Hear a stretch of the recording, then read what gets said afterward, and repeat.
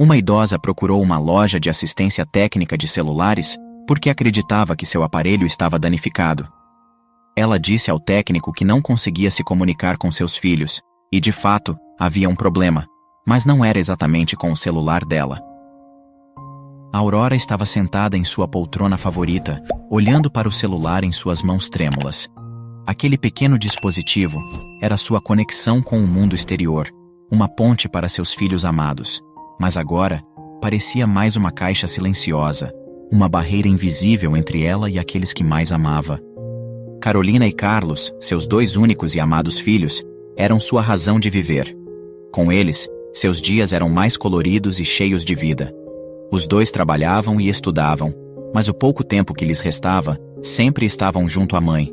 Porém, as coisas começaram a mudar drasticamente após os jovens se casarem. O que era para ser uma nova fase cheia de alegrias e conquistas, se tornou um completo vazio.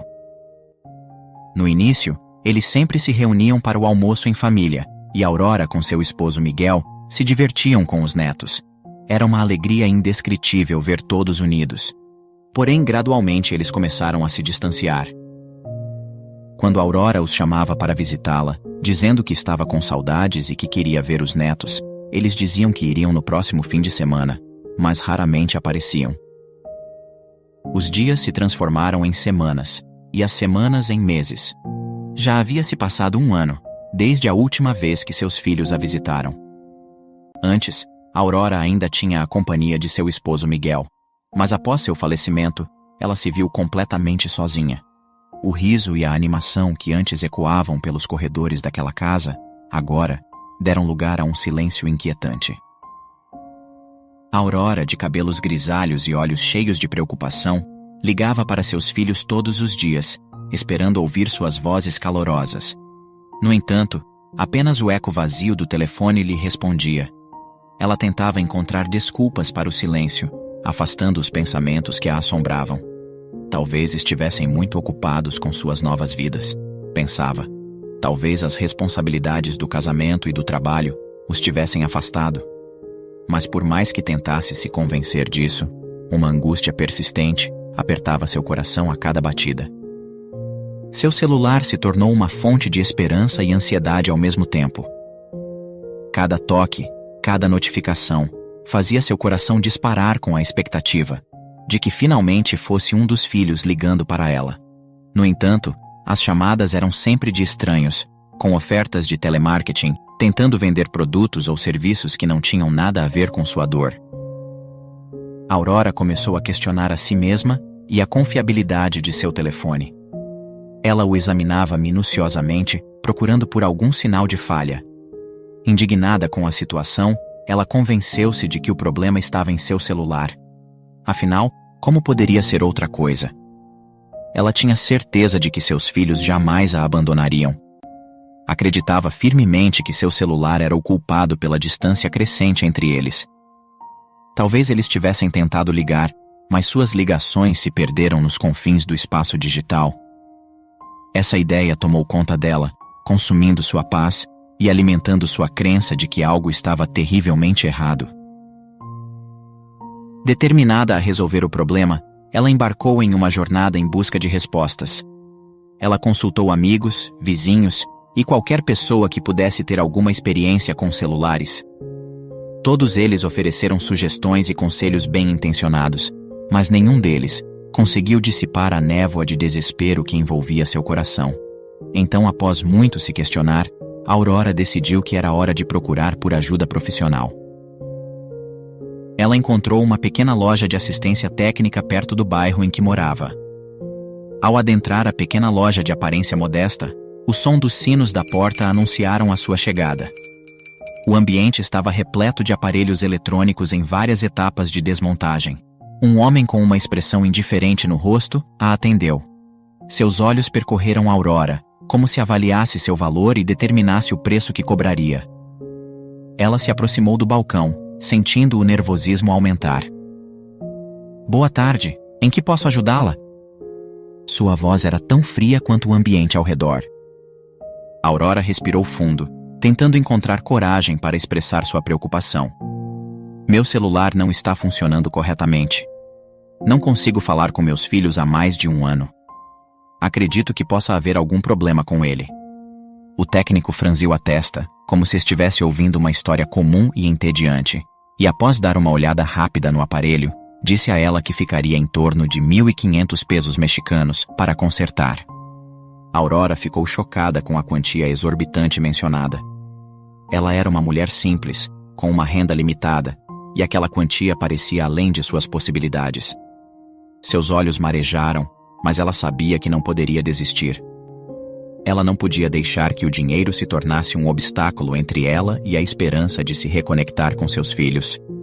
Com uma voz trêmula, ela respondeu: "Eu não tenho todo esse dinheiro.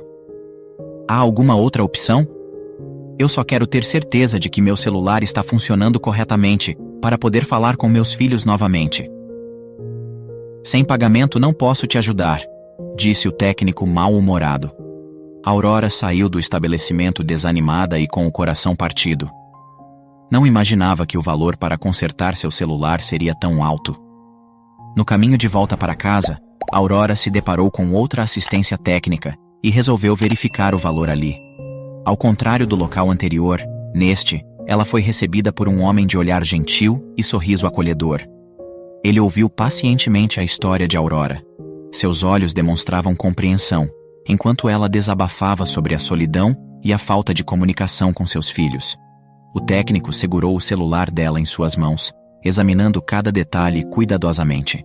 Seus dedos habilidosos deslizavam pela tela, explorando os aplicativos, as mensagens e os contatos.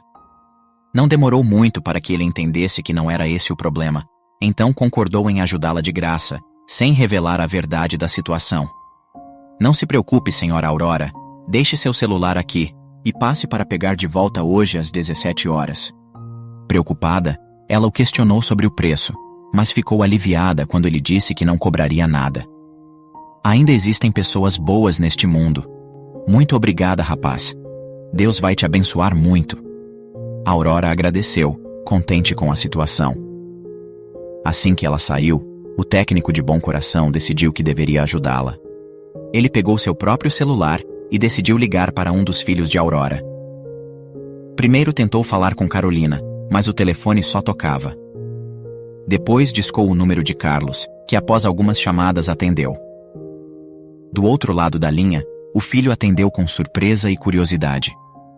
O técnico explicou a situação delicada e o quanto Aurora ansiava por uma ligação, por um sinal de que seus filhos ainda se importavam.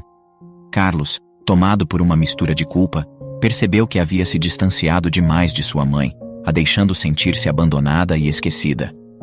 Ouvir sobre sua busca incansável por uma solução para o celular o atingiu em cheio, e ele prometeu imediatamente que iria vê-la o mais rápido possível. O técnico então disse a ele que estava programado para Aurora retirar o celular naquele estabelecimento às 17 horas e que seria muito bom se ele pudesse ir até lá realizar uma surpresa a ela. Sentindo um nó na garganta e com a consciência pesada, Carlos decidiu aceitar a sugestão daquele técnico.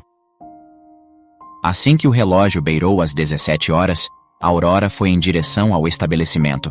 Ela não estava aguentando tanta ansiedade e não via a hora de poder falar novamente com seus filhos. Aurora entrou na loja de assistência procurando pelo técnico que havia prometido ajustar seu celular, mas algo chamou sua atenção imediatamente. Ao fundo da loja, parado próximo ao balcão, estava seu filho Carlos, com os olhos fixos nela.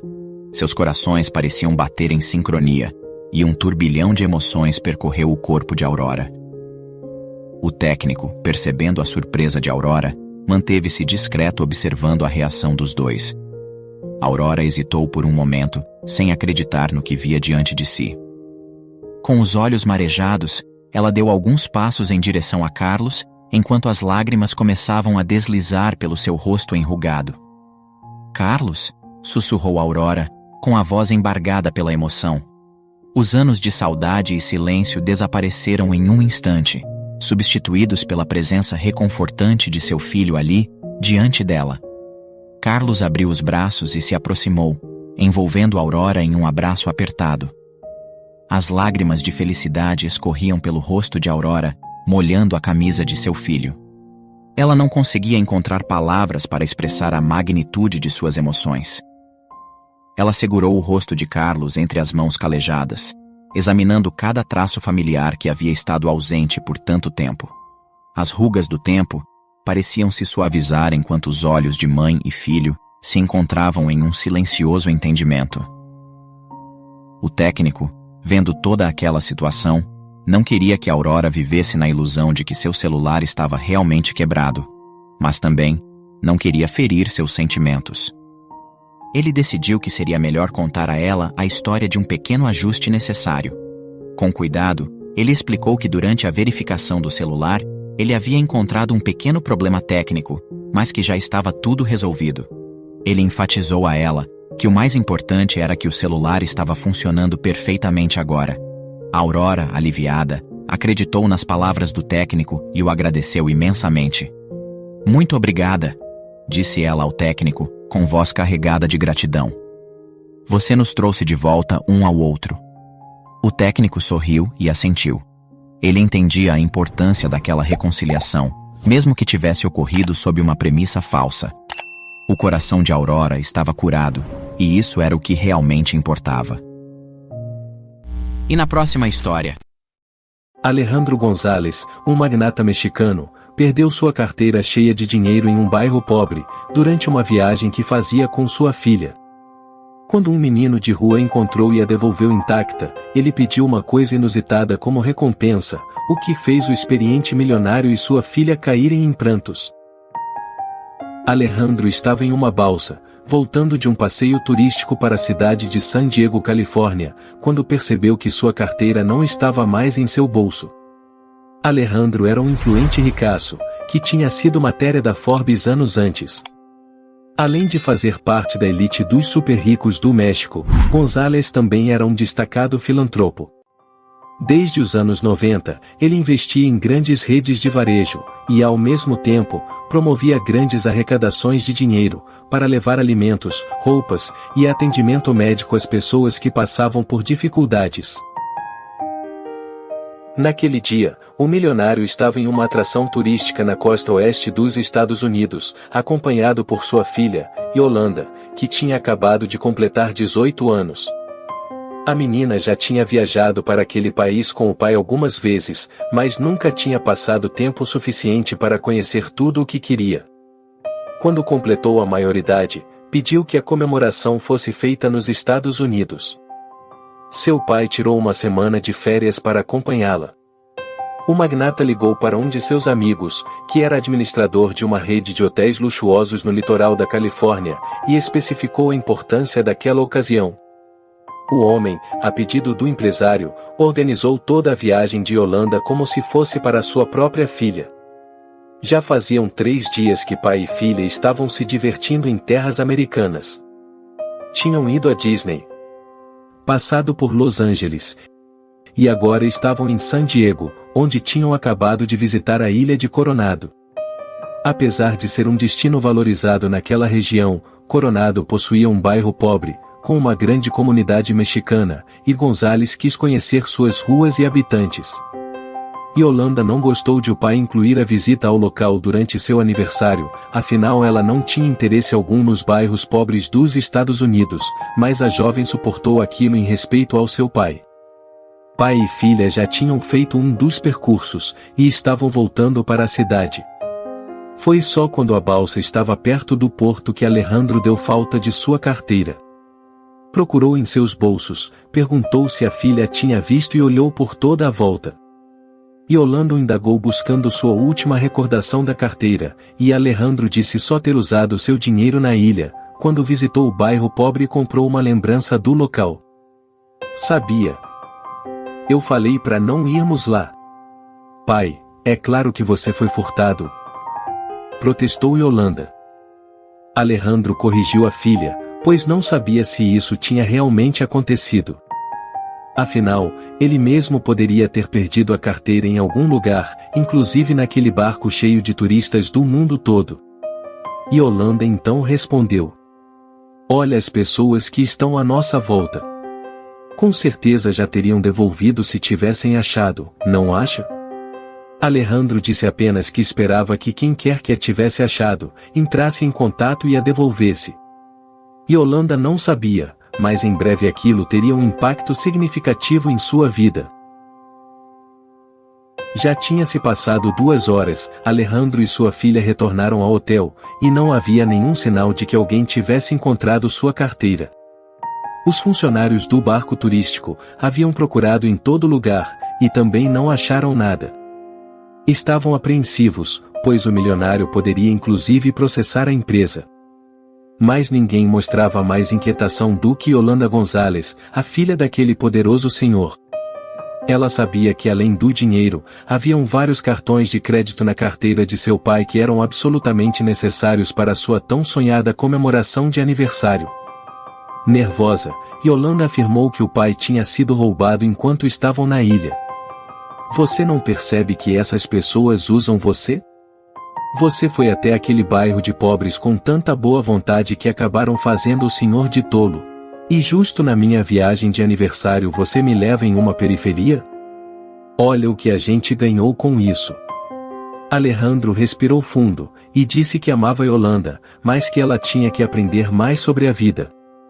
Estava chegando à maioridade, mas ainda tinha muito o que viver. Você acha que a vida foi boa e fácil para mim desde sempre? Eu já estive do outro lado, disse o filantropo. Ele a lembrou que tinha nascido em um bairro pobre da cidade do México. Sua mãe era cozinheira e seu pai alfaiate.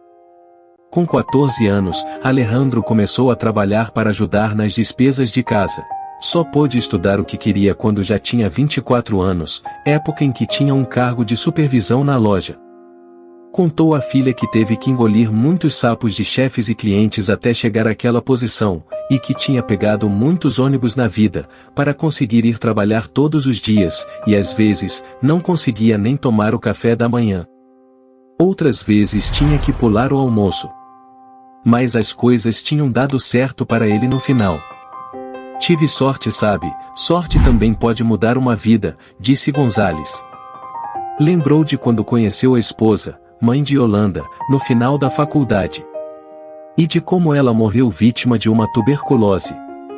Embora já fosse um homem muito rico, nada que o dinheiro pudesse comprar foi suficiente para salvar a esposa da doença. Foi um duro golpe em sua vida, mas também foi um lembrete de que deveria manter a humildade.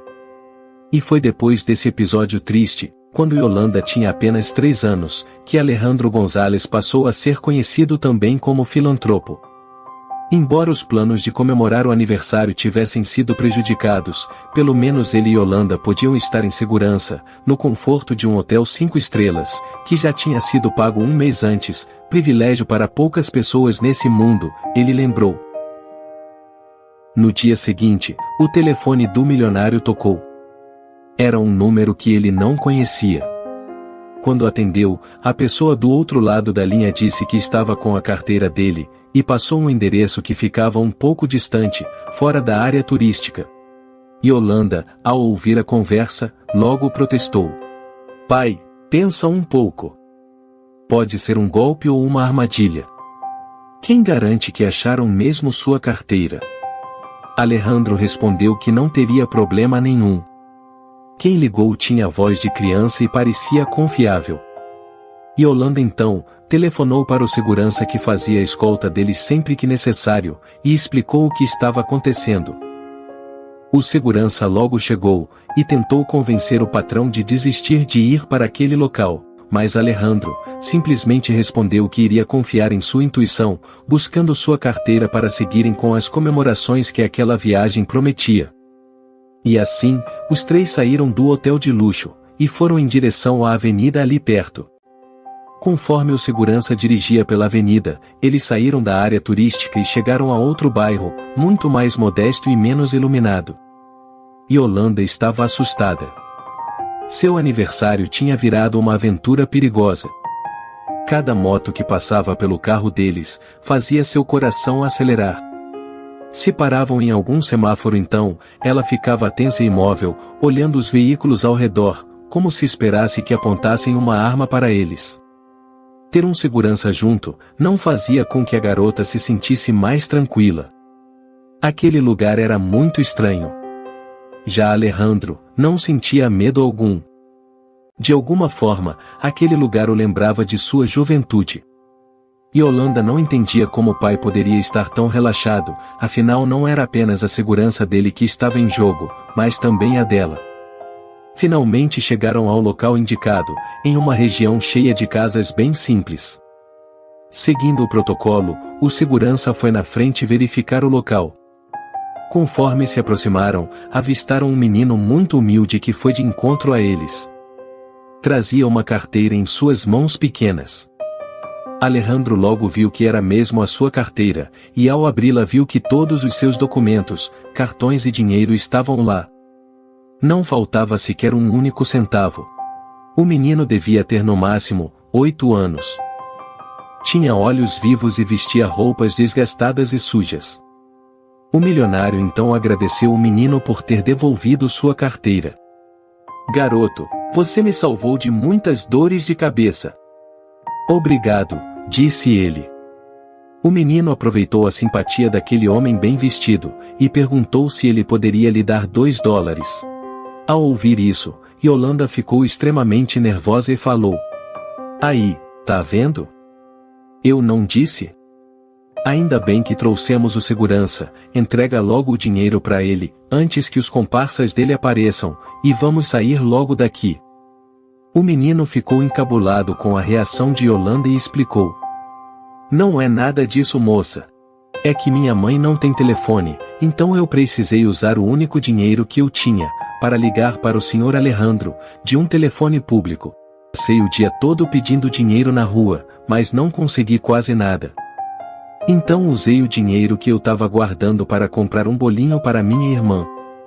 Amanhã é aniversário dela." Alejandro se interessou pela história e pediu que ele contasse mais. O garoto disse que se chamava Miguel, e que não se lembrava muito bem de seu passado, e como tinha vivido seus primeiros anos de vida. Não tinha conhecido o pai, e vivia com a mãe e a irmã nas ruas há mais de 1 ano. A alguns quarteirões dali, havia um local, onde vários sem-tetos se reuniam para passar a noite, e era lá que se abrigavam. Miguel recordou-se de quando ainda moravam numa pequena casa. Quando sua mãe fez um bolo para comemorar seu aniversário. Foi a única festa que o menino teve na vida. O bolo era pequeno e só havia a mãe e a irmã menor para cantar os parabéns. Aquela era a memória mais feliz de que se lembrava. E agora, mesmo tendo sido despejados, ele queria garantir que sua irmã sentisse a mesma felicidade. Por isso, Miguel estava pedindo dinheiro na rua para tentar comprar um bolo para sua irmã. Yolanda não conseguiu conter as lágrimas. A garota, que até pouco tempo estava assustada com aquele lugar, e desconfiada das intenções do menino, agora sentia-se envergonhada por ter feito julgamentos tão precipitados. Para completar, a irmã de Miguel fazia aniversário no mesmo dia que ela. Surpreendendo a todos, Yolanda entregou um cartão do hotel de luxo em que estava hospedada para Miguel, dizendo para ele, a mãe e a irmã irem até lá no dia seguinte. Ela pediu permissão a seu pai, e abriu a carteira dele, retirou $300, e entregou ao menino. "Miguel, use esse dinheiro para comprar roupas novas para você e sua família. Senão, infelizmente, vocês não conseguirão nem chegar até a recepção do hotel", aconselhou Yolanda. O menino ficou muito agradecido, e então todos se despediram. No caminho de volta, Gonzales pediu que o segurança os levasse até o restaurante que ele havia reservado para o almoço com sua filha. Mas ela o interrompeu, e pediu para voltarem direto para o hotel. O que houve? O pai quis saber. O que gastaríamos naquele restaurante em um dia, daria para alimentar a família de Miguel por 1 mês. Vamos só voltar para o hotel, e a gente pede uma pizza enquanto planejamos o que fazer amanhã, pode ser? Alejandro concordou. Ele se virou, e olhou com orgulho para sua filha. Seus anos como filantropo pareciam ter finalmente gerado algum efeito positivo em sua filha. No dia seguinte, logo cedo, Miguel, sua irmã Esmeralda e sua mãe Francisca, foram até uma loja de roupas. Saíram de lá com peças novinhas e sentindo-se muito bem. O dinheiro que Yolanda havia dado foi suficiente não apenas para comprar roupas, como também os ajudou a comprar alimentos e dividir com outros moradores de rua que viviam no mesmo local. Alejandro solicitou a um de seus motoristas que buscasse Miguel e sua família. Ao chegarem ao lugar e perceberem que era um hotel 5 estrelas, eles ficaram tímidos. A mãe de Miguel sempre sonhou conhecer um lugar daqueles, e agora que estava ali, não sabia como agir. Ao entrarem no lobby, um recepcionista encaminhou a família para um jardim com gramado verde, e uma mesa com flores e enfeites coloridos. A irmã de Miguel disse que era o lugar mais lindo que já tinha visto. Os olhinhos dela brilhavam. Yolanda então apareceu. "É tudo para você, Esmeralda." A menina ficou extremamente feliz. Alejandro havia pedido ao amigo que gerenciava a rede de hotéis para convidar todas as famílias hospedadas que tivessem crianças para uma festa de aniversário. Muitas delas foram para o jardim correr e brincar com Miguel e sua irmã Esmeralda. Yolanda estava tão contente quanto as crianças. Pela primeira vez, ela entendia como seu pai se sentia ao ajudar pessoas. Miguel e Esmeralda provaram brigadeiro pela primeira vez e se lambuzaram com um enorme bolo de chocolate. Francisca estava emocionada com tudo aquilo, e ganhou um abraço de Yolanda, que também tentava segurar as lágrimas em seu primeiro dia com 18 anos de idade. Alejandro sabia que uma festa de aniversário não seria suficiente para ajudar aquela família. Então levou Francisca até o seu amigo, gerente do hotel. O milionário explicou que ficou muito surpreso ao ver que o filho dela tinha devolvido a carteira nas mesmas condições em que havia perdido, apesar das dificuldades que passavam. E que se o filho tinha uma índole daquela, aquilo só poderia ser reflexo de uma boa criação. "Meus parabéns por sua integridade", falou o gerente. Ele disse também que talvez pudesse ajudá-la. "Recentemente, descobri que a chefe de limpeza estava envolvida em um esquema de pequenos furtos dentro do hotel. Ela e 2 funcionários furtavam itens de nossos hóspedes estrangeiros, e eles só se davam conta ao voltarem para seus países." Então o homem explicou que ao identificarem os envolvidos, demitiu todos, e agora precisavam renovar a equipe que deveria ser chefiada por uma pessoa íntegra e de muita confiança. "Senhora Francisca, não sei se foi apenas sorte ou algo mais, mas quando seu filho devolveu aquela carteira intacta, ele alterou o destino de toda a sua família. Se a senhora quiser, eu gostaria que a vaga de chefe das camareiras fosse sua. O que você acha?" disse o gerente. Francisca ficou emocionada. Nunca tinha sonhado que um dia colocaria os pés em um hotel como aquele, e agora estava vendo não só uma festa para sua filha, como também recebendo uma oferta de emprego. Encabulada, ela disse que não sabia se teria a competência para o cargo, e o gerente prontamente respondeu: "Não se preocupe, pois o mais importante a senhora já tem: caráter e integridade." Na semana seguinte, a vida daquela família amanheceu diferente. Miguel e Esmeralda pegaram o ônibus para a escola. Tinham roupas novas e material escolar. Francisca pegou o ônibus para a orla da cidade, onde entrou no hotel 5 estrelas para iniciar o treinamento em seu novo trabalho. Ela se sentia a mulher mais sortuda do mundo.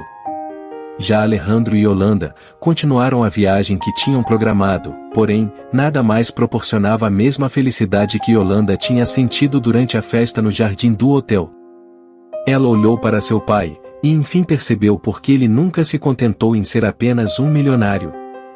O que o deixava realizado mesmo, era fazer o bem para os outros. Agora, ela entendia isso. Não julgue um homem pelas suas roupas, e sim pelo seu caráter. E na próxima história?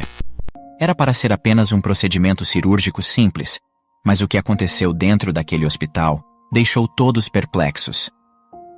José Antônio acordou com uma sensação incômoda. Durante o banho matinal, seu olhar fixou-se em uma pinta estranha e grande que havia surgido em seu corpo. Ela parecia ter aparecido do nada, como se tivesse sido desenhada ali. A pinta, escura e irregular, contrastava com a palidez de sua pele envelhecida. Intrigado e um pouco preocupado, José Antônio decidiu compartilhar sua descoberta com sua filha, Cristina. Ela era uma mulher jovem, cheia de vida, que sempre o visitava em sua casa solitária. A conexão entre pai e filha era forte, e ele confiava nela como seu porto seguro. Ao se sentarem na sala de estar, José Antônio mostrou a pinta a Cristina, que franziu a testa ao vê-la. Seus olhos se encheram de preocupação enquanto examinava atentamente a marca em questão. Ela era uma pessoa cautelosa, e qualquer alteração no corpo de seu pai a deixava apreensiva. "Pai, isso não parece normal", disse Cristina, sua voz embargada por um leve tremor de ansiedade. "Acho que devemos procurar um médico para verificar isso." José relutou inicialmente. Ele era um homem resiliente, acostumado a enfrentar os desafios da vida sem demonstrar fraqueza. Mas o olhar preocupado de sua filha era inegável, e ele sabia que não podia ignorar essa questão. "Você tem razão, minha filha. Vamos marcar uma consulta com o médico e esclarecer essa situação", concordou ele, admirando o cuidado que Cristina tinha com ele. Ela herdara o espírito protetor de sua falecida mãe, sempre disposta a cuidar dos entes queridos. Alguns dias se passaram, até que chegou o dia da consulta. José Antônio e Cristina chegaram ao consultório médico, onde foram recebidos por um profissional sério e competente. Ele examinou a pinta com cuidado, fazendo anotações em seu prontuário. Seus olhos eram experientes, mas José Antônio podia perceber uma pequena expressão de preocupação formando no rosto do médico.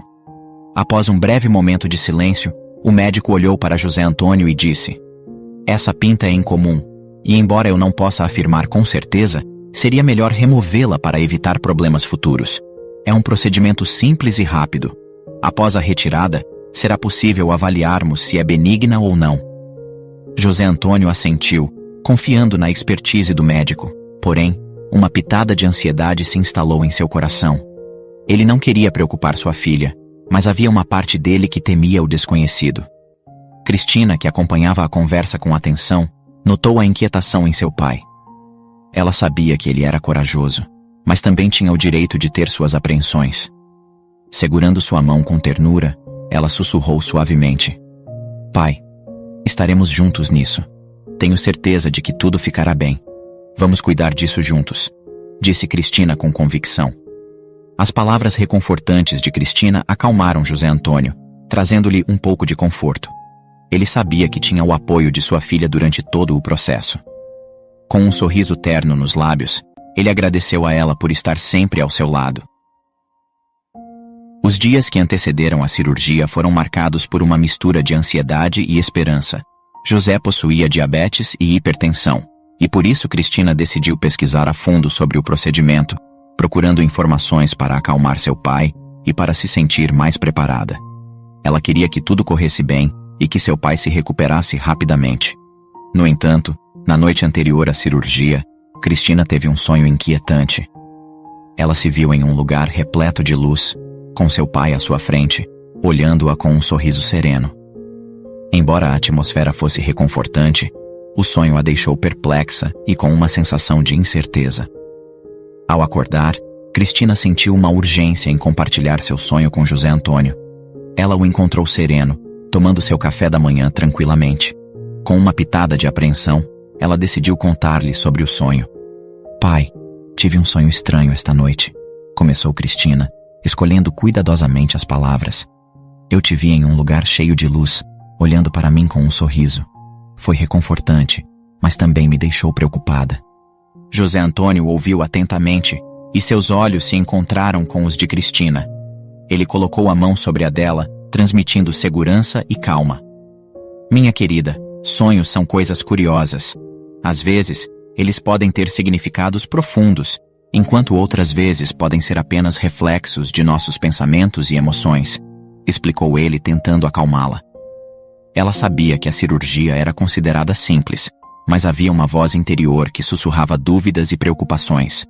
O sonho intensificou esses sentimentos, deixando-a com um nó na garganta e com um mau pressentimento. "Mas pai, eu estou com medo. Medo de que algo dê errado durante a cirurgia", confessou ela, lutando para manter a voz firme. E se eu estiver ignorando um aviso? Minha querida, a vida é uma sucessão de incertezas. Mas temos que confiar nos profissionais de saúde que estão cuidando de nós. Eles dedicam suas vidas a ajudar os outros. Além disso, sonhos nem sempre são premonições. Eles podem ser apenas fragmentos de nossos pensamentos e medos, misturados em um cenário desconhecido. Cristina sorriu, tentando evitar transmitir sua insegurança ao pai. Mas por dentro, uma inquietação a consumia. Aquele sonho havia sido muito estranho e ela não conseguia tirar ele da cabeça. Aos poucos, o peso de suas preocupações começou a se dissipar lentamente, e ela decidiu confiar nas palavras de seu pai, acreditando que tudo ficaria bem. No dia da cirurgia, Cristina passou cedo na casa do Sr. José para levá-lo até o hospital. Estava um dia ensolarado e muito bonito. Antes que ele entrasse na sala de cirurgia, ela o tranquilizou, lembrando-o de que tudo seria rápido e indolor e que ela estaria bem ali, aguardando ansiosa por ele. Apesar de seu próprio nervosismo, ela manteve uma expressão confiante, determinada a ser o pilar de força que seu pai precisava. Enquanto Cristina aguardava ansiosamente na sala de espera, o tempo parecia arrastar-se lentamente. O médico havia explicado que a cirurgia seria rápida, mas parecia estar demorando mais que o necessário, e isso já estava deixando Cristina nervosa. Ela alternava seu olhar entre o relógio e a porta da sala de cirurgia, contando os minutos que já haviam se passado, esperando que a qualquer momento seu pai surgisse, ileso e sorridente. A sala de espera estava repleta de pessoas, cada uma com sua própria preocupação e apreensão. O ambiente ecoava com sussurros de conforto e esperança, mas tudo isso parecia desvanecer-se diante dos ouvidos de Cristina. Ela estava imersa em seus próprios pensamentos e tinha receio de que seu sonho pudesse representar algo. Cristina procurava qualquer distração para acalmar sua agonia. Olhava para as revistas desatualizadas espalhadas pela mesinha de centro, mas as palavras e imagens pareciam embaçadas e insignificantes. Seu olhar se voltava para a televisão no canto da sala, onde um programa qualquer tentava captar sua atenção, mas suas preocupações eram grandes demais para serem dissipadas por meras distrações. A previsão de tempo de duração da cirurgia seria de 30 minutos, mas 50 minutos já haviam se passado. Cristina se debatia entre a esperança e o medo. Cada batida de seu coração era acompanhada pela dúvida. Por que está demorando tanto? Será que teve alguma complicação por ele ter diabetes? Sua mente era um turbilhão de pensamentos sombrios, alimentados pela incerteza e pela falta de controle sobre a situação. Finalmente, a porta imponente da sala de cirurgia se abriu. Cristina, com o coração batendo mais forte ainda, levou sua atenção ao médico que se aproximava com uma expressão solene. "Quem é a família do Sr. José Antônio?" o médico perguntou, enquanto seus olhos buscavam entre as pessoas na sala de espera. Cristina levantou-se trêmula, lutando contra a apreensão que ameaçava dominá-la. Sou a filha dele", respondeu com voz vacilante. O médico aproximou-se lentamente com a notícia pesando em seus ombros. Seus lábios moveram-se em câmera lenta, enquanto pronunciava as palavras que mudariam a vida de Cristina para sempre. "Sinto muito, mas houve complicações durante a cirurgia. Seu pai não resistiu e faleceu." O mundo de Cristina pareceu desmoronar diante de seus olhos.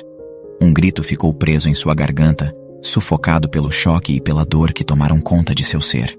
Lágrimas inundaram seus olhos, borrando sua visão e obscurecendo o mundo ao seu redor.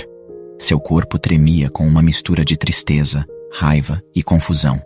Cristina cambaleou, sentindo suas pernas fraquejarem sob o peso insuportável da perda. Ela procurou algo para se apoiar, mas tudo parecia fugir de seu alcance. O chão parecia movediço, e a sala de espera parecia um labirinto sem saída. O desespero a envolveu como uma sombra sufocante. Pessoas à sua volta murmuravam palavras de consolo, tentando alcançar sua alma dilacerada pela dor. Mas suas vozes eram apenas sussurros distantes, incapazes de penetrar o véu de tristeza que a envolvia. A vida que ela conhecia, tão cheia de amor e conexão, havia sido despedaçada em um instante. Cristina se lembrou das últimas palavras que trocara com seu pai antes da cirurgia, as palavras cheias de esperança e confiança. Agora, tudo parecia irônico e cruel. Ela questionava sua própria intuição, se deveria ter seguido seu pressentimento de que algo estava errado. A culpa começou a pesar sobre seus ombros, misturando-se à tristeza que a consumia. O tempo parecia suspenso, como se o universo tivesse congelado nesse momento de dor. Cristina lutava para encontrar uma maneira de continuar, de aceitar a realidade que lhe fora imposta. Mas o vazio em seu peito parecia insuperável, uma ferida aberta que nunca cicatrizará completamente. No entanto, em meio ao caos de suas emoções, uma voz familiar e amada cortou o silêncio ensurdecedor. Cristina, o que aconteceu? Por que você está tão abalada? Cristina quase não conseguiu acreditar no que estava vendo. Seu pai, José Antônio, estava diante dela, vivo e bem. Seus olhos se arregalaram de surpresa e alívio, enquanto ela lutava para processar o que estava acontecendo. Com uma mistura de incredulidade e alegria, Cristina correu para abraçar seu pai, agarrando-se a ele como se sua vida dependesse disso. Lágrimas de felicidade misturaram-se às lágrimas de tristeza que ainda manchavam seu rosto. Confuso e surpreso, José Antônio explicou que a cirurgia tinha sido um sucesso e que havia demorado tanto, pois o médico cirurgião precisou atender uma emergência que surgiu com outro paciente. Ele não conseguia entender a intensidade das emoções de Cristina, mas estava feliz por ter corrido tudo bem. Após o grande susto, Cristina sentiu-se revoltada. Furiosa e indignada com o equívoco grotesco do médico, ela foi confrontá-lo. Cristina o acusou de negligência e incompetência, exigindo justiça pelo trauma emocional que havia sido imposto a ela. O médico se desculpou repetidamente, envergonhado por seu erro, e explicou que ali havia outro paciente chamado José Antônio. Mas apesar das sinceras desculpas do médico, nenhuma palavra poderia apagar a aflição que Cristina experimentara. Ainda furiosa, ela não aceitou as desculpas, e prometeu que faria de tudo para responsabilizar o hospital por esse erro tão cruel. No entanto, o médico, embora abalado por suas palavras, tentou acalmá-la. Ele explicou que o erro fora uma coincidência infeliz, e que medidas seriam tomadas para evitar que algo assim acontecesse novamente. Ele pediu a Cristina que considerasse a situação de uma perspectiva mais ampla, que refletisse e agradecesse a oportunidade de poder ter o pai ao seu lado novamente. Cristina, peço perdão outra vez pelo equívoco, mas você deveria se sentir privilegiada por ter uma segunda chance junto ao seu pai, pois agora, outra filha estará chorando no seu lugar.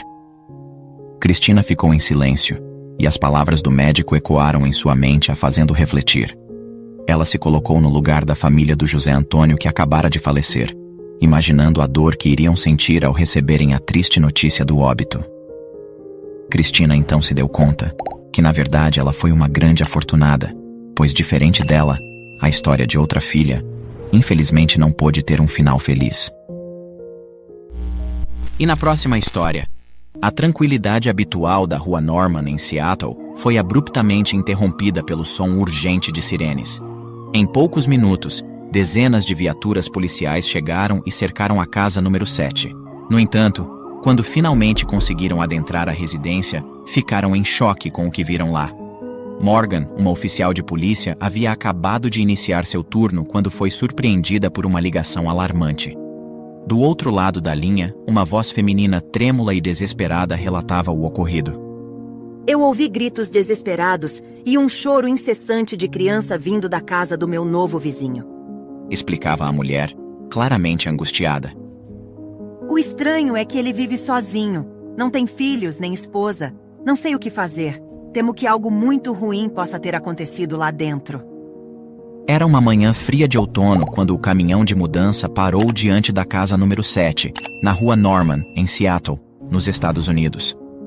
A vizinhança, sempre atenta às novidades, observava curiosa enquanto um homem de estatura mediana e cabelos castanhos descarregava caixas e móveis com a ajuda dos carregadores. A casa, que estivera vazia por meses, logo começou a ganhar vida, embora as grossas cortinas de veludo nunca se abrissem, nem mesmo durante o dia. Isso apenas alimentava os murmúrios entre os vizinhos, que se perguntavam quem seria o novo morador. O homem se movia com uma eficiência silenciosa e metódica, orientando os carregadores com gestos breves e palavras econômicas. A precisão de seus movimentos e a forma como evitava olhares diretos apenas intensificavam o mistério em torno de sua figura. Entre os espectadores estava Cecília, uma senhora de cabelos brancos e olhos perspicazes que morava 2 casas adiante. Enquanto regava as flores em seu jardim, ela não tirava os olhos do novo vizinho. Esse rapaz é muito reservado, não é? Comentou ela em voz alta, mais para si mesma do que para alguém em particular. Tom, que estava do outro lado da cerca e cortava a grama, ouviu o comentário de Cecília e olhou por cima do ombro. Sim, também achei. Eu não ouvi cumprimentar ninguém ainda. Respondeu, desligando o cortador de grama para fazer uma pausa. Cecília deu de ombros, ainda olhando para a casa com uma expressão de curiosidade. Bem, ele deve ter suas razões para ser tão reservado. Espero que seja apenas timidez. Enquanto falavam, o homem continuava sua tarefa. Ao levantar uma caixa particularmente pesada, ele pausou para enxugar a testa com o braço, revelando por um momento um olhar pensativo, que rapidamente se escondeu quando ele percebeu o interesse dos vizinhos. Aos poucos, itens pessoais como livros, quadros e uma antiga máquina de escrever foram levados para dentro, cada um adicionando camadas à personalidade enigmática do homem. À medida que o dia avançava, a casa, com suas grossas cortinas de veludo que nunca se abriam, começou a ganhar sinais de vida. Luzes se acendiam e apagavam, e às vezes a silhueta do homem podia ser vista passando por trás das cortinas fechadas. A curiosidade dos vizinhos crescia com cada caixa desempacotada, e cada cortina que permanecia fechada alimentava ainda mais especulações e murmúrios sobre quem seria o novo habitante da Rua Norman. Essa noite, enquanto a vizinhança dormia, um som perturbador quebrou o silêncio habitual da rua. Eram gritos abafados, como de alguém que chorava desesperadamente. O som vinha da casa do homem misterioso, ecoando sutilmente através das paredes cerradas pelas cortinas de veludo. No dia seguinte, as conversas sobre o novo vizinho tomaram um tom mais urgente e especulativo. Você ouviu os gritos ontem à noite? Perguntava uma vizinha para a outra enquanto pegavam o correio. Sim, era assustador. Parecia uma criança chorando. O estranho é que ontem eu não vi nenhuma criança nem mulher entrando na casa. É estranho mesmo. Mas não sei. Às vezes a esposa e a filha chegaram em um horário que não vimos. Pode ser só a filha dele chorando por algum motivo. Comentou a outra vizinha, tentando manter uma perspectiva equilibrada. Enquanto a comunidade cochichava e teorizava, a tensão só aumentava. Nos dias que se seguiram àquela perturbadora noite de choro, a Rua Norman se envolveu em um manto de estranha calma. O homem, cuja presença já era motivo de curiosidade e agora de preocupação, parecia mais recluso do que nunca. As cortinas permaneciam implacavelmente fechadas, e exceto pelas raras vezes em que a porta da frente se abria para a rápida entrada ou saída do morador, não havia sinais de vida. Durante as manhãs, quando o bairro geralmente se animava com o movimento das pessoas indo para o trabalho ou levando as crianças à escola, a casa número 7 permanecia sombria e silenciosa. Vez ou outra, o homem era visto deixando a casa rapidamente, sua cabeça baixa coberta por um capuz, evitando qualquer contato visual com os vizinhos. Seu retorno era igualmente discreto, sempre carregando algum tipo de sacola ou mochila. Os vizinhos, especialmente Cecília e Tom, trocavam observações e teorias ao longo do dia. Não vi nenhuma entrega de supermercado ou visita desde que ele chegou. Cecília comentava enquanto podava suas rosas, os olhos fixos na janela do homem sempre que ela se aventurava para fora. Tom, enquanto varria folhas do seu passeio, concordava. É verdade, ele é muito estranho. E você notou? Nenhuma luz durante a noite, exceto por um fraco brilho vindo do que parece ser o escritório dele. É como se ele quisesse evitar ser notado. Os rumores começaram a crescer, alimentados pela ausência de qualquer ruído vindo da casa. Não havia mais gritos, nem risadas, nem conversas. Era como se as paredes tivessem engolido qualquer som que pudesse escapar de lá. Em uma dessas tardes silenciosas, uma nova conversa se iniciou no jardim de Cecília. Ela e uma vizinha, Linda, que morava do outro lado da rua, discutiam baixinho sobre a possibilidade de algo estar errado. Você acha que deveríamos fazer algo? Linda perguntou preocupada, enquanto observava a casa fechada. Cecília suspirou. Eu não sei, Linda. É complicado. E se for só um homem reservado? Pode ser. Mas você lembra daquela noite que ouvimos uma criança chorando lá dentro? Você chegou a ver alguma criança saindo da casa? A conversa foi interrompida quando uma bola de futebol rolou até os pés de Cecília, trazida pelo filho mais novo de Linda, que corria atrás dela.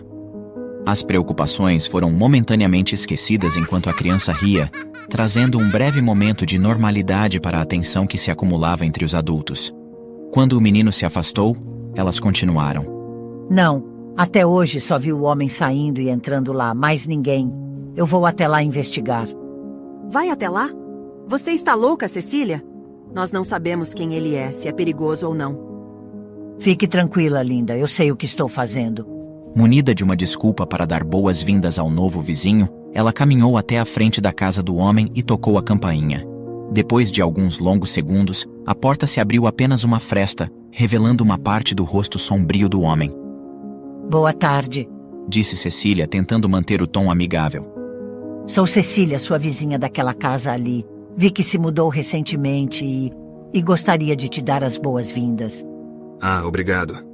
O homem respondeu brevemente, sem abertura para mais conversas. Sua esposa está? Ela tentou investigar. Não, eu não tenho esposa. Ah, sim, me desculpe. Então você é pai solteiro. Qualquer coisa, se precisar de babá, posso te recomendar uma. Não, eu não tenho filhos. Respondeu ele rapidamente, parecendo ansioso para encerrar a conversa. Cecília notou sua pressa e um arrepio percorreu sua espinha. Se ele não tinha filhos, então qual criança estava chorando durante a noite?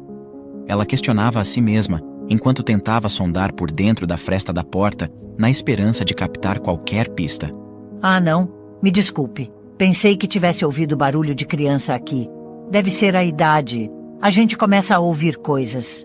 Ela explicou com um sorriso acanhado, tentando esconder sua tensão, enquanto o homem olhava seriamente para ela. Bem, se precisar de algo, estamos aqui. O homem apenas assentiu, e com um breve pedido de licença, disse que precisava voltar com seus afazeres, fechando a porta em seguida. Cecília saiu de lá preocupada, com mais perguntas do que respostas.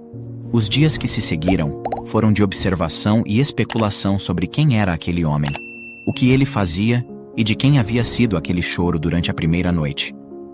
Na casa ao lado, numa noite particularmente silenciosa, uma pequena menina acordou sua mãe, tremendo de medo. Mamãe, estou com medo. Tem alguém chorando dentro da parede do meu quarto. A mãe, preocupada, levantou-se apressadamente e foi até o quarto da filha. Encostando o ouvido na parede, ela também ouviu o som de choro, fraco, mas persistente. Tentando acalmar a filha, ela sugeriu. Deve ser o vizinho vendo TV, querida. Não precisa ter medo. Tente dormir um pouco mais.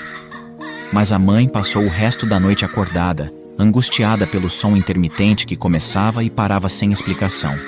Seria mesmo a televisão ou havia algo mais ali? Com o amanhecer, o choro cessou e a rua despertou em um silêncio perturbador.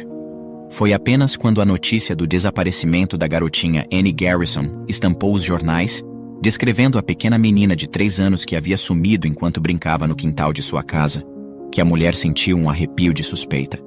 Embora o choro tivesse cessado, a dúvida agora corroía seu coração.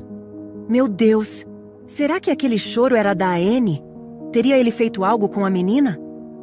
Tremendo ligeiramente, a mulher discou imediatamente o número da polícia local, cada toque parecendo ecoar em sua mente turbulenta. Interrompemos a programação para dar um aviso urgente. Ei, você aí! É você mesmo que ainda não se inscreveu no canal. Tá esperando o quê? É rápido, gratuito e nos ajudará muito. Clique agora mesmo no botão abaixo e junte-se à nossa comunidade. Quando a chamada foi atendida, ela rapidamente tentou controlar sua voz, que vacilava entre a preocupação e o medo. Polícia de Seattle, como posso ajudar? Perguntou a voz do outro lado da linha, calma e profissional. Oi, meu nome é Linda. Eu preciso fazer uma denúncia. Começou Linda, a voz ainda trêmula. Eu moro na rua Norman e na noite passada eu ouvi choro vindo da casa ao lado da minha. Choro de criança. Houve alguma atividade suspeita além disso? Perguntou a atendente, sua voz marcando a urgência ao captar a atenção na voz de Linda.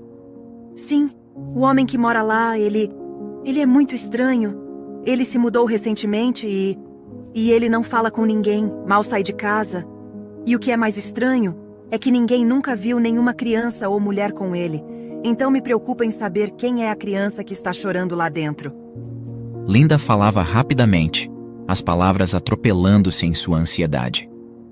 Senhora, você mencionou que ouviu o choro de criança vindo de dentro da casa do seu vizinho, mas que nunca viu uma criança saindo de lá, é isso? Sim, e isso é o que me preocupa. Eu vi o noticiário hoje, uma menina chamada Annie desapareceu, e ela tem apenas 3 anos. O choro pode ser dela. Eu estou realmente preocupada que algo terrível possa estar acontecendo lá. Entendi, senhora Linda. Vamos enviar uma equipe imediatamente para verificar. Pode me passar o endereço exato, por favor? É a casa número 7, Rua Norman. Por favor, venham rápido. Desde a noite não ouvi mais nenhum barulho vindo daquela casa, e isso me preocupa ainda mais. Estamos enviando uma equipe agora mesmo, senhora. Fique segura e tente manter a calma. Se observar qualquer outra atividade suspeita enquanto nossa equipe está a caminho, por favor, ligue novamente. Muito obrigada, disse Linda, quase em um sussurro antes de desligar o telefone. Ela se afastou da janela onde tinha estado de vigia e sentou-se, tentando acalmar o coração palpitante. A espera pelos policiais pareceu uma eternidade, cada minuto esticado pelo temor e pela incerteza. Não demorou para que várias viaturas fossem direcionadas à casa, enquanto a família de Annie, avisada sobre a possibilidade de terem encontrado a menina, aguardava ansiosa pela confirmação. Rapidamente, a tranquilidade habitual da Rua Norman foi quebrada pelo som urgente de sirenes.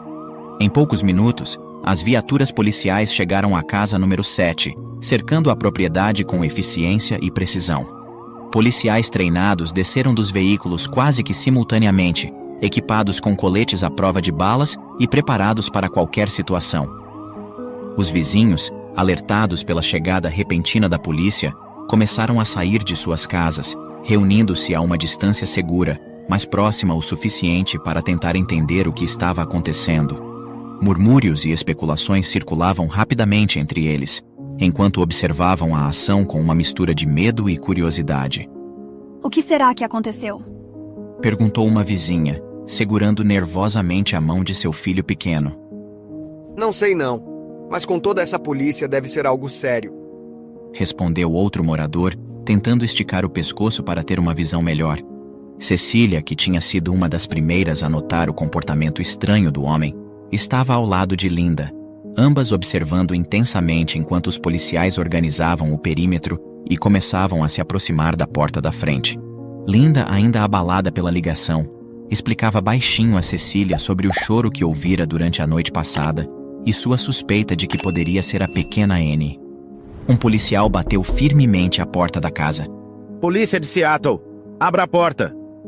Após alguns segundos sem resposta, ele olhou para o comandante, que acenou com a cabeça. Com a ajuda de uma ferramenta, os policiais derrubaram a porta, entrando rapidamente na residência. O homem, que estava tranquilamente assistindo televisão em seu quarto, foi algemado imediatamente. O que está acontecendo? Eu não fiz nada. Onde está a criança? O homem olhou para o policial, ainda tentando entender a situação, enquanto era levado para a sala. Criança? Não há criança nenhuma aqui, por favor, vocês estão me confundindo. A tensão era palpável, e os policiais avançavam cautelosamente pela casa sem saber o que poderiam encontrar. Os vizinhos seguravam a respiração, cada um esperando e temendo o que poderia ser descoberto. Do lado de fora, os minutos pareciam se estender infinitamente, com a tensão crescendo a cada segundo que passavam sem notícias. Ai, meu Deus, espero que a pequena Annie esteja bem, murmurou Cecília envolta de temor. Finalmente, chegando ao fundo da casa, os policiais encontraram uma porta que estava entreaberta. Com um sinal de seu líder, um dos policiais empurrou a porta delicadamente, revelando uma sala mal iluminada. E o que viram ali deixou todos em choque. Um dos oficiais saiu, acenando para que os demais se juntassem a ele dentro da casa. A expressão em seus rostos era grave, mas não havia sinal imediato de violência ou confronto. Todos na rua continuavam a observar, esperando ansiosamente por qualquer informação que pudesse esclarecer o que estava acontecendo. Enquanto isso, dentro da casa, os policiais enfrentavam uma realidade que nenhum deles esperava. preparando-se para esclarecer a situação não apenas para a preocupada comunidade da Rua Norman, mas para uma família ansiosa por notícias sobre sua filha desaparecida. O policial que liderava a equipe abaixou sua arma, confuso. Do lado de fora, já era possível ouvir o choro novamente, deixando a comunidade com um misto de preocupação e alívio. Graças a Deus, ela está viva! Exclamou Linda, comemorando ao lado de Cecília. Entretanto, o que todos não imaginavam era que não havia nenhuma criança ali. O choro nada mais era do que um papagaio. Percebendo a presença de estranhos, a ave começou imediatamente a reproduzir o som idêntico a uma criança chorando, fazendo aquele som ecoar por toda a casa. Os policiais se olharam, incrédulos, enquanto a tensão rapidamente se transformava em alívio, e em seguida, em risadas abafadas pela situação absurdamente inesperada. O homem algemado foi solto, ainda visivelmente abalado pela situação. Ele explicou ao policial que seu papagaio começou a imitar o som recentemente, após ter ouvido o choro em um filme. Eu nunca imaginei que isso aconteceria, me desculpem. Ele disse claramente envergonhado. A notícia de que os gritos eram apenas de um papagaio se espalhou rapidamente. Linda, a vizinha que havia realizado a denúncia, aproximou-se do homem, oferecendo um pedido de desculpas envergonhado. Sinto muito por todo esse transtorno. Nós apenas estávamos preocupados com a menina desaparecida. Ela murmurou. Eu entendo. Eu quem devo desculpas pelo meu papagaio. Vocês fizeram certo em chamar a polícia. Se fosse eu ouvindo esse som de fora, também teria chamado. Ele respondeu com um sorriso acanhado. Entretanto, as conversas distraídas e o murmúrio do local foi abruptamente cortado quando o rádio de um dos oficiais crepitou com uma notícia urgente. Unidade na Rua Norman, aqui é a central. A menina Annie Garrison foi encontrada. Repito, Annie Garrison foi encontrada. Os policiais pararam imediatamente, enquanto o oficial ao rádio respondia. Confirmado, Central. Pode dar mais detalhes? Recebemos uma atualização da mãe de Annie, notificando que a garota foi encontrada dentro da própria casa. Parece que ela foi brincar de se esconder e acabou adormecendo debaixo da cama. A mãe havia procurado por todos os cômodos e não havia encontrado a menina. Felizmente ela acordou e saiu de seu esconderijo por conta própria. Annie está segura e passa bem. Aliviado, o oficial compartilhou a notícia com seus colegas que, por sua vez, transmitiram para as pessoas reunidas do lado de fora. Um suspiro coletivo de alívio se espalhou pela multidão. Sorrisos brotaram, e o ar pesado de preocupação rapidamente se dissipou. Cecília se aproximou de Linda, colocando uma mão reconfortante em seu ombro. Graças a Deus ela está bem, e que alívio saber que não era nada do que pensávamos, disse ela, enquanto Linda assentia, suas feições relaxando após horas de tensão. O episódio deixou uma lição importante para a comunidade da Rua Norman. Nem tudo que vemos ou ouvimos é realmente o que achamos que é. E na próxima história, após ter conhecido a esposa na igreja, Tiago Mendes acreditava ter casado com a mulher perfeita. Ele fazia questão de acompanhá-la ao trabalho todas as noites, e no dia do aniversário de seu primeiro ano de casamento, o homem foi até o local onde a esposa trabalhava para fazer-lhe uma surpresa. No entanto, quem foi surpreendido foi ele. Tiago descobriu que ela nunca havia trabalhado lá. Clique no próximo vídeo que irá aparecer na tela e acompanhe essa reviravolta impressionante. Obrigado por assistir. Comente abaixo o que achou dessa história e de qual cidade você está nos assistindo. Deixe seu like e se inscreva em nosso canal para que juntos possamos construir uma imensa comunidade que compartilha histórias inspiradoras.